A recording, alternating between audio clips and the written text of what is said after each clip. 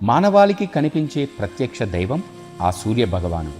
ఈ లోకానికి వెలుగును ఇస్తూ సమస్త జీవకోటికి మనుగడికి ఆయన కారణమవుతూ ఉంటాడు. అందుకే ఆయన్ని కనిపించే దేవుడిగా, దైవంగా ఆరాధిస్తూ ఉంటాం మనందరం కూడా. జనవరి 19వ తారీఖు నుండి మనకు మాఘమాసం ప్రారంభమైంది. ఈ మాసాన్నే సూర్యమాసంగా కూడా పిలుచుకుంటారు కొన్ని ప్రాంతాల్లో. ఈ మాఘమాసం ప్రారంభం నుంచి 7వ రోజున రథసప్తమిని ఎంతో వైభవంగా జరుపుకోవాలి. ఈ లెక్కన చూస్తే ఈ సంవత్సరం మాఘశుద్ధ సప్తమి 2026 జనవరి 25వ తేదీన ఆ రథసప్తమి వచ్చింది. పంచాంగాల ప్రకారం ఈరోజు తెల్లవారుజామునే 12:39 సప్తమి తిథి ప్రారంభమవుతుంది కనుక రాత్రి 11:10 ముగుస్తుంది.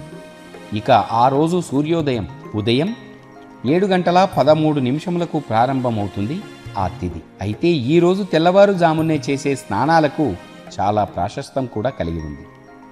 ఆ స్నానాలను అరుణ స్నానంగా పిలుచుకోవాలి.